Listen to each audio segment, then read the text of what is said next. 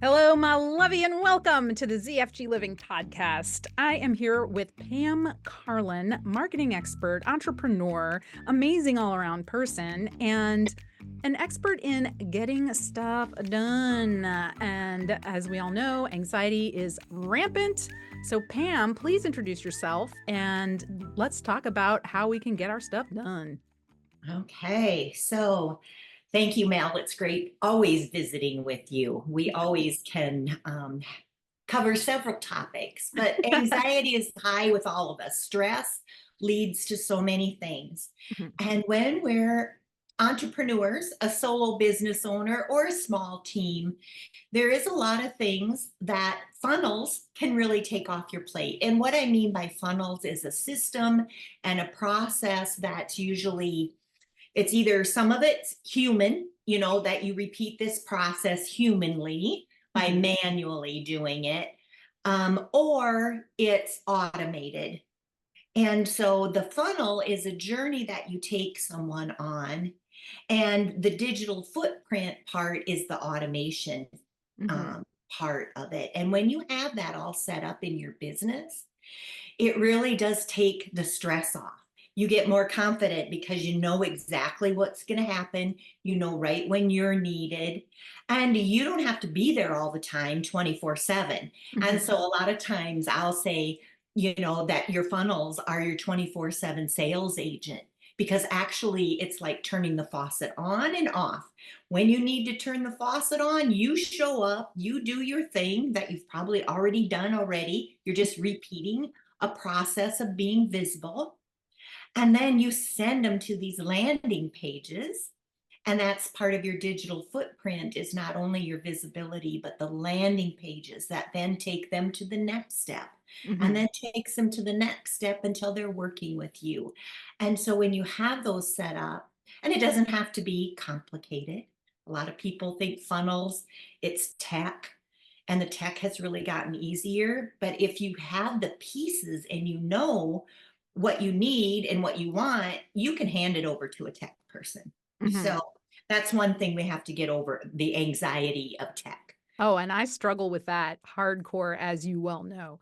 And the thing about anxiety, as we're wired to try to find out why, but it doesn't matter why, because when you remain anxious about something, you just need to focus on what, like, Yeah, what?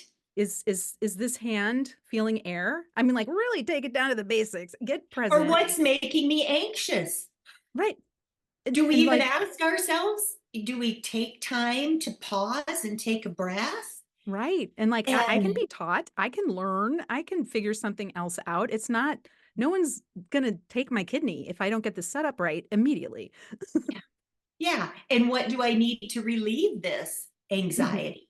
What would relieve that anxiety? So what is a great question. And where I think we're taught as coaches, ask the why, what's the why, and all of Right, this. right. Connect with your why. But what about the what? Right. 100%. Because you can't do a gratitude journal entry and based in anxiety and cortisol. Like you get to take the step to first of all get yourself calm, to physically calm yourself, right? Box breathing, focusing on a sense, temperature, whatever it is, to just Yeah, notice bringing where you are. yourself back into your Yep. body, so then you can really ask that question. Okay, what Yes, yes. And I is love the way you specifically handle all of the, plate spinning or juggling or, whatever it is that you want to call having so many varied things to do. Because as a solopreneur or a person with a small team, we do a lot of things. We touch a lot of things. Like I don't just like sit down at this microphone ready to do a podcast and that's the only prep that I've done. No, we've already discussed it. We've talked about what topics, we might want to do. And all of that sort of cat herding culminates in this being done because then I do turn it over to someone else so that it can be edited and it can be, they can put do their together. thing, the tech things that you don't want to do. But yeah, there's Exactly. all the things that you have to do to prepare. And that's a Hmm. process. And so I'm going to bounce a question off of you is just by creating this podcast, and now you've done several, I don't know your numbers, I but think you've we're done in so the many of 60s them. at this point. Yeah. Do you have a process that you just kind of rinse and repeat? And would you say it's so much easier now? Oh, 100%. Yeah. 100%. Did I have a process at the beginning? Hell no. I was scrambling. I didn't even have a proper camera at the beginning. It's grainy and awful. You know? But it worked maybe at the Yeah. time. Yeah, At it the did. time it worked. And your viewers, that's what I like. When you're first starting out with something, your viewer numbers are small.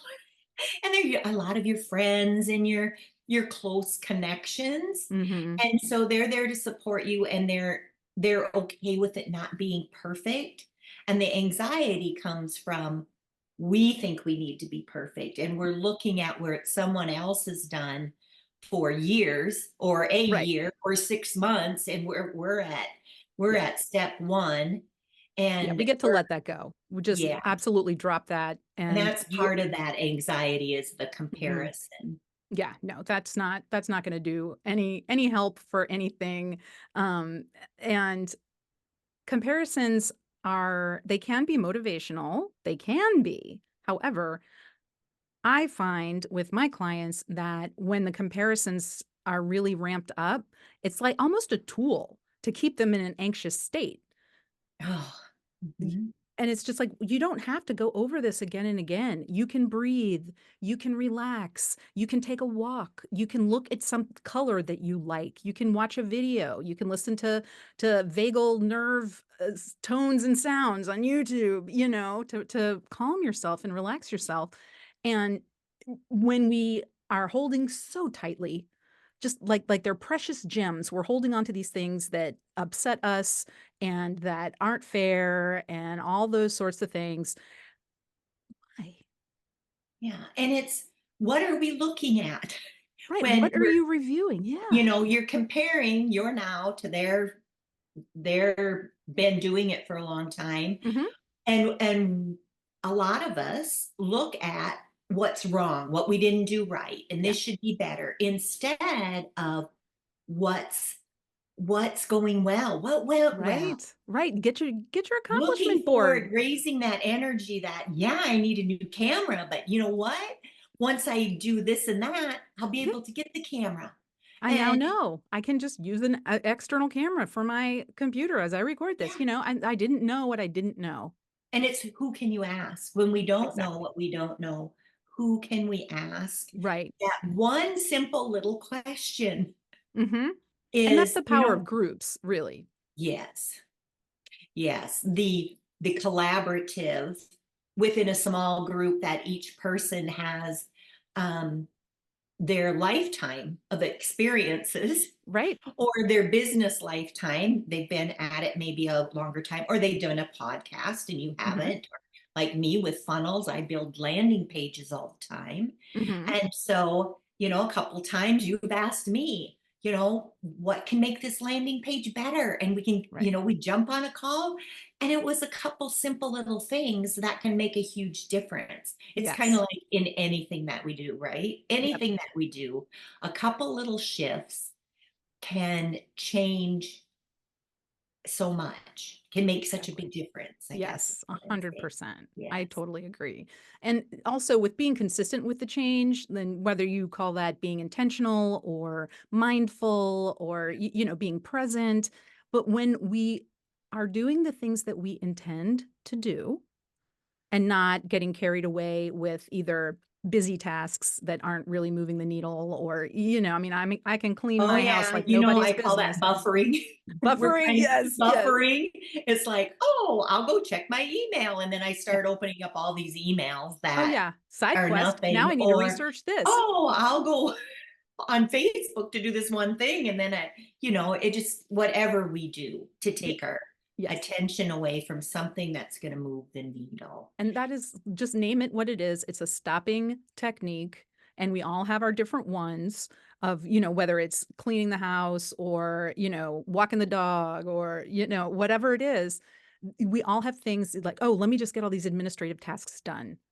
Well, why don't you give yourself the gift of scheduling in some time to do a higher level something that will actually move the needle and it doesn't have to be for entrepreneurs. It can be that you're trying to be more healthy. Let's say you're trying to eat better, you know? So, okay, well, you feel a little hungry, do what future you would be impressed with and don't eat the burger, have the chicken, you Yeah.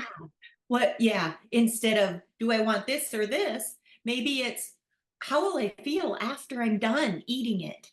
Right. You Right. know, so it's all in those questions and awareness of, how we're going to feel, how our bodies are going to feel, how am I going to feel the next day? Mhm. Those things that can help us reduce that anxiety Yep. if we just approach, slow down for one thing, Mhm. slow down in that awareness of what is it we're doing, what choices would I feel better about, and support our Mhm. future self. And then to Absolutely. step into that arena of being that brave self, of Yeah. getting uncomfortable, Right. of whatever we're doing, whether you're an entrepreneur, you're starting a podcast, you're building that first landing page, you're creating that first offer, you're gonna try. I think a lot of times we have to try something to see if we like it or if it suits us. Right. There's no beating ourselves up when we choose something and it's like, well, this didn't work for me. Instead of that, it wasn't right for me. There Or was probably some things in there, or what can I need to adjust? exactly. Sometimes that's what I was gonna point out. Like, sometimes it's better to adjust rather than go another avenue because what are other people doing?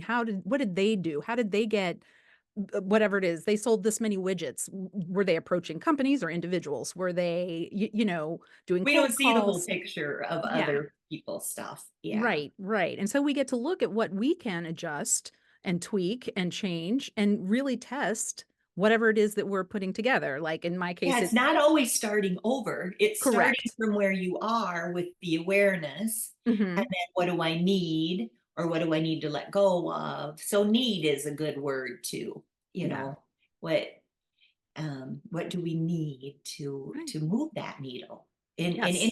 any area of our life? 100%, right? Whether it's work, whether it's relationship, your relationship with money, understanding like, do you deserve wealth? Do you deserve to have money in the bank? Some people just feel like they don't deserve it. And no matter how much they get, they're going to spend it all. Yeah. So who is it? Who do I need to help me get over that feeling of Hmm. worthiness? Right. And so that we can, everyone, I mean, it took me a while to get to this point too, that Right. everyone has something that they can support someone else to make their life better. 100%. And that has value. Yes. And it doesn't always have to be for free. We can take that experience that we have Mm. and we can put a price tag on it because it's very valuable. And um, from that having money, we can do so much more. We Yes. can have the camera, we can take the course that improves what we're doing, so then we can reach more people, and when we reach more people, that trickles on, and then they help people because of what we've helped them with. They go out and they do what they do and to Mhm. help people, and it's just that money mindset, I guess they call it, or money mindfulness. It's Mhm. what are you doing with your money? Right, right, and being aware of how you're spending it and, what are the recurring charges, all those sorts of things, and the interesting thing is that we're used to investigating what we inherited from our parents as our mindset.